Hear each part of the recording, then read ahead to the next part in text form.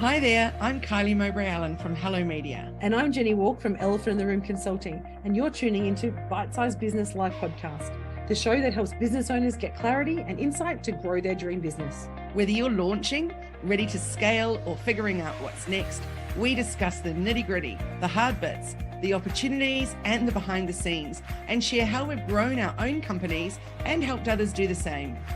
We're glad you're here. I hope you're well this morning, Kylie. It's Happy Monday. Happy Mondays, right, Jenny? Great to see you. Nice, Great always have a different background. You're outside in the sunshine. I know. I'm out. I've got meetings today in Brisbane and Meanjin, so I thought I'd come out and do it outdoors. So I hope the sound is okay for everyone. But yes, the advantages of being a digital nomad, right? Super good. Jenny, I know our topic today is about websites, but I also wanted to just say quickly about every business and the importance of a great customer experience. I went yesterday for a luncheon. Firstly, can I just say, how much do we love an experience as a gift rather than a gift as a gift? So my brother gave us vouchers for Christmas for this amazing restaurant in Byron, and we went yesterday. And the entire experience, as you know, my husband's in a wheelchair. So we booked online. I always love that option, not to have to phone, etc. So booked online and could add in their wheelchair accessible seating. Arrived, and the experience that we had from beginning to end of them supporting and helping through it was just incredible. And I must say, for me to be shocked by that is sad in itself, right? That it's not just a given and it's not just normal, but wow, it was so good. So then I was talking with someone about the something that they'd bought online and the whole experience for them of the receiving. And it was so good that she wanted to take photos and put it on socials and all of that.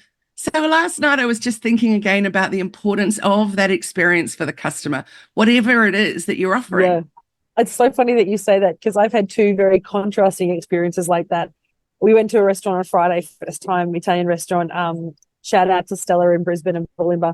I've got to tell you, it was the best Italian restaurant end to end I've had in Brisbane for a very, very long time. But again, we walked in and we were the first ones in the restaurant because we ate very early because it's a mother-in-law's friend's mother-in-law's birthday. But they treated us like family. They were having a chat to us. They talked to us. They were so amazing. And the food was exceptional. And that whole intimate experience, so much so I did a review. And you know I don't do Google reviews. Yeah. And I did a Google review with photos and everything because it was such a great experience. And then on the flip side, you know I like my shoes. I love my shoes. When a particular shoe comes out from a particular store, I'm like, bam, I need to buy it. So I did that last Saturday. I got shipped the wrong size. I called and they said, well, you bought it on PayPal through PayPal because I didn't have my credit card with me at the time. So I had to do it through PayPal. So we have to do a return voucher. And so you have to take photos and send us to show you that they're the wrong size. And then we'll give you the return voucher and then we'll show you how you can do that. And I said, but what happens if I don't get an 11? There are 11s, not very many out. Oh, you'll need to go and buy another pair now to make sure you get them. So I was like, I'm annoyed by this, but I will. And then they shipped the wrong size again. So last week I spent an inordinate amount of money on 3 pairs of shoes, none of which actually fit me. So I'm now hoping the third pair I've ordered actually come and are the right size. And we're joking about the fact that maybe I need to buy fourth time to get an 8, a 9, a 10, and finally an 11. But the customer experience person said, I can't escalate this to anyone. I'm sorry, I have no manager I can escalate it to. You'll just have to wait and see. Like there was nothing. And the local store in Australia, I'm not going to name who they are, but the local head office doesn't have a customer service number. There is no one that you can speak to directly at that store about issues. I went into a store and they said, no, you have to call the customer number. And they just go, talk to us on WhatsApp.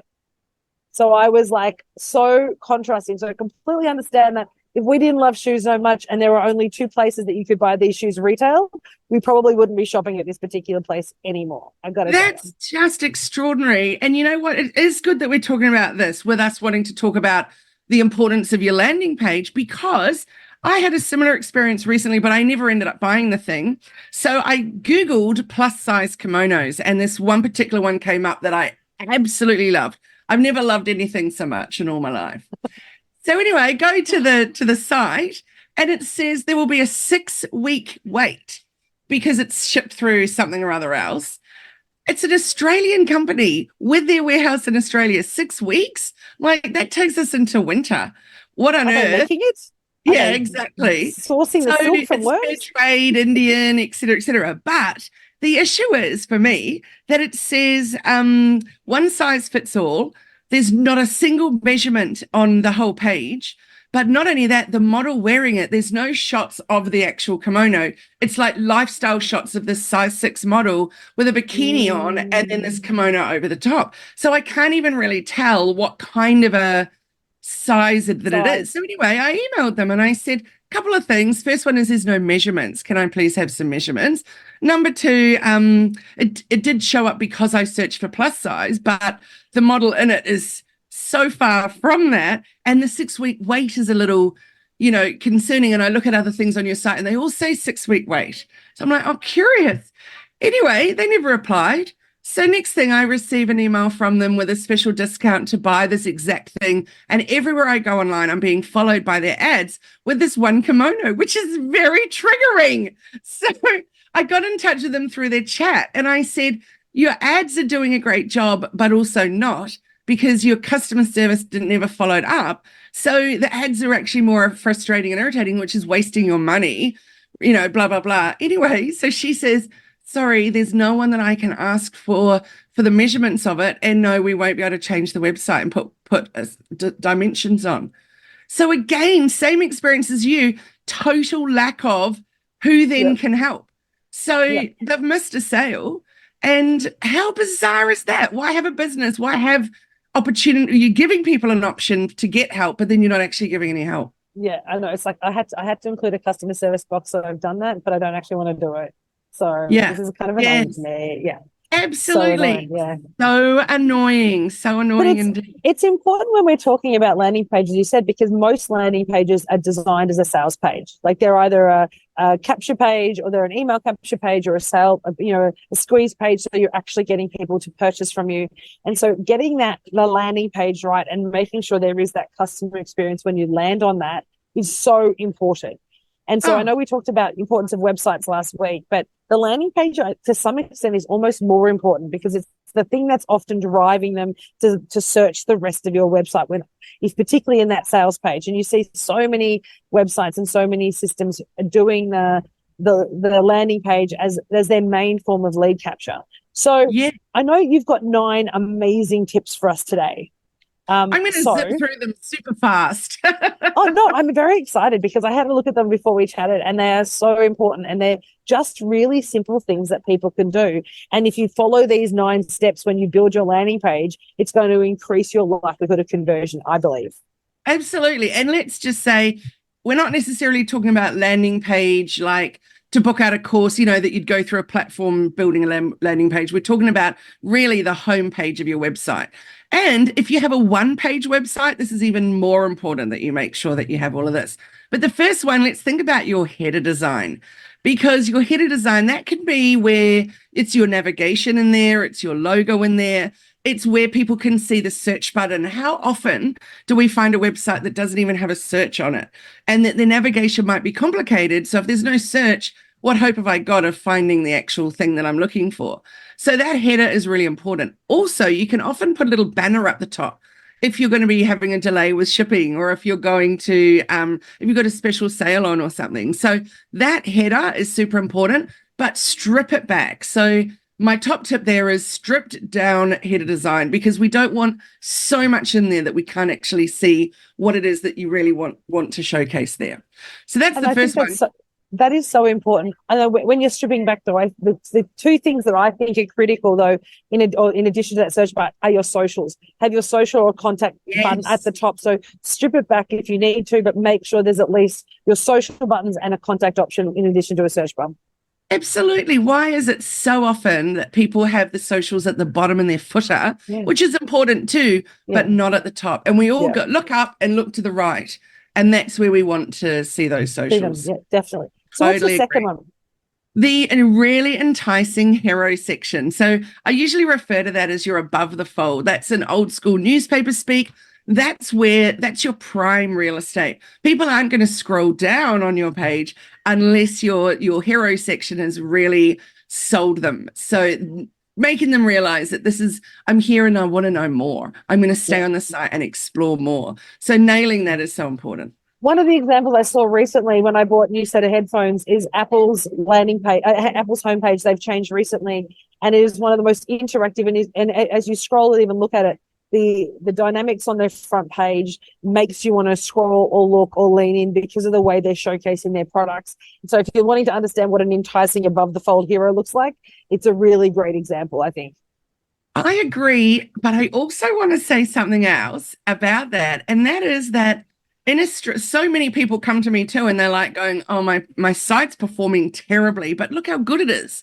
And they'll show me this amazing video on their homepage that automatically loads, et cetera, et cetera. So the problem with that is basically our country. So when you look at the amount of Australia that just has terrible internet, there are still parts of Australia with dial-up.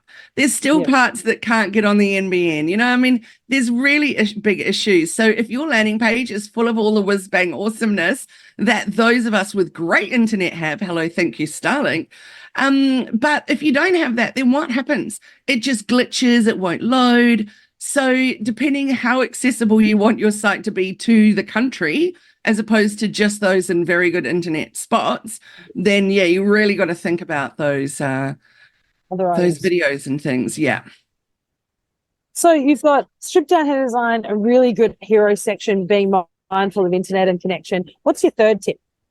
What are the benefits of me booking some time with you or buying your product? So we really need a really good, compelling, benefits-driven piece of content right up at the top there, not necessarily in the hero, but that would be great. But just under that, I need to know, what am I going to get from you? I don't need to know about you straight off the bat. I need to know what's in it for me. I love that. And I think that we always forget about the benefits and the value of why people are in, why am I coming there? What's the point of that? I think that's such a critical aspect to remember. You need to actually make it enticing for them. And unless you tell them what the benefits are, they're not going to know, are they? Absolutely. Next would be some really amazing graphics. So I've been using GIFs on a lot of stuff, particularly on my own website, because they load a whole lot better than video does. You can say more than you can with just one image, for example, or have a slider in there. But images that really speak to people, not just stock images. Stay as far away from stock at that point if you can. Like if you're a service base, I need to see you, or I need to see results from people, or I need to see your incredible products or whatever it is. But really good supporting imagery is so important. And I think that we talk a lot about making sure that it is a surface-based, or whatever it is, have them real images. They don't have to be the most overly produced, perfect images that look like they've been done in a photo, Photoshop to the death of, you want it to be real so it is accessible, and it does give a good indication of what they're purchasing, I think. Absolutely. Yeah. So then what we need to think about is our call to action. And I don't mean 20 call to actions. And this is one of the hardest things I find on my own website, because I offer more than one thing. We all, mostly all, offer more than one thing. So how to pick just one thing that you want people to do. So my suggestion, particularly for service-based, is that one call to action takes them through to a page where it shows us all the things. So rather than try and list every single thing and then try and make people choose at that point, it's super confusing. So a really clear call to action of something you want them to do that they can see repeated through it. And that might actually be just that you want to collect the email address. Whatever it is, make sure it's repeated. And the call to action, I think, being clear about that too, is we talk about a clear pathway for your people coming. So tell them where you want them to go. So email address, particular page. I think that's so important. And so many people forget the call to action on the front of their website. So many times you look and go, what do I do and where do I find? Give it a clear pathway. Yeah. So we've got our stripped down header design, a really clear hero, understanding what the compelling benefits are going to be there. Make sure the imagery aligns with what you're doing, and that clear call to action. So what else are the most important things to include on a landing page? We need a form that collects email addresses. Now, that could be in a pop-up that gives them a discount, or a pop-up that offers them something incredible. We've got a client who's giving away a little Taylor Swift camera package at the moment. And I haven't looked since Friday, but by Friday, there were already almost 1,000 signups. So that's brand Wow. new email addresses. All of them are people that are her ideal audience. So, for example, if I did a Taylor Swift giveaway, it's not getting me necessarily the people that I want, but No. for her crew, that's perfect. So Yeah. then also we've been sending these emails that then give them a little discount to buy because they get 2 entries if they've bought during February, and then the draws at the end of February. So it has been Very a cool. winner of an event, competition, etc. So that's a great way to collect email addresses. So it doesn't always just need to say, hey, here's 10% off if you give me your email address. Like, we need to come up with different reasons why we're collecting email addresses, or And it's more to that the point, what's the exchange. benefit for them? Yeah. So what's the exchange? What do I get in exchange for giving you my inbox and giving you access to me on kind of whenever you want me, right? Through the email. Absolutely. The next one then is social proof. So we need to see testimonials, reviews, some way that it could even be one that you can press play and watch a video of people talking about the awesomeness of it. So that's an incredibly important thing to think about, is what great results have other people had from buying from you or working with you? And we've been working with a client recently, and so their web designers actually put the Google review interface into their website, which is also a really great way. I think in that social proof is if you've got a way to actually have those reviews automatically coming up, the newest one up front, you can then highlight some of the other social proof that you may have, or some of the greatest case studies that you have. That there's so many great little widgets that you include on your website, so you don't have to keep updating them. As soon as you get that review, they get updated. So that does make that easier for people if you're worried about the management of having to manage testimonials or social proof. There's great widgets for socials as well as for things like Google reviews that you can include in there as well, right?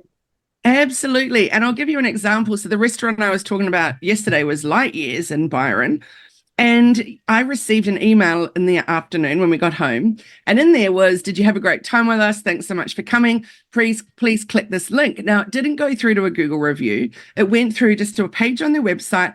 And I could say, I can't remember what the options were, but they were actually pretty good. So one was, I had the best time ever, something like that. Second one was, it was great, but it could have been better. And I think you might have, if you'd chosen that, you might have had the option to write something, whatever. But number one, which I chose, then said, thanks so much. And now would you like to share your experience with the world by leaving a Google review? So like you, I also uploaded photos and stuff too on that Google review. So it was clever. cleverly done. Yeah, really done one. I love that. And that way of doing it, so it's not shoving in your face to give us a Google review. It's tell us what your experience was first, and then you can do the opt-in of a Google review, so you don't feel like you're being bombarded with the request of tell me how great we were and tell the world how great we were, because you may not want to. And what if it wasn't great? And straight away I went and left a really scathing review. Yeah. Very much. And so we've got two more. Social proof is so important. But what are the other two pieces that we want to consider when we're building our landing page? Let's put in some FAQs. We're not even going to talk about the gloriousness of your SEO when you put some FAQs in there. That's a whole nother talk, but that's so important. So keep that in mind. But FAQs are a great way to answer people's questions without them having to get in touch with you and ask another question, etc. So yes, all of those are good. I'm having a little glitch, Jenny. Oh, okay.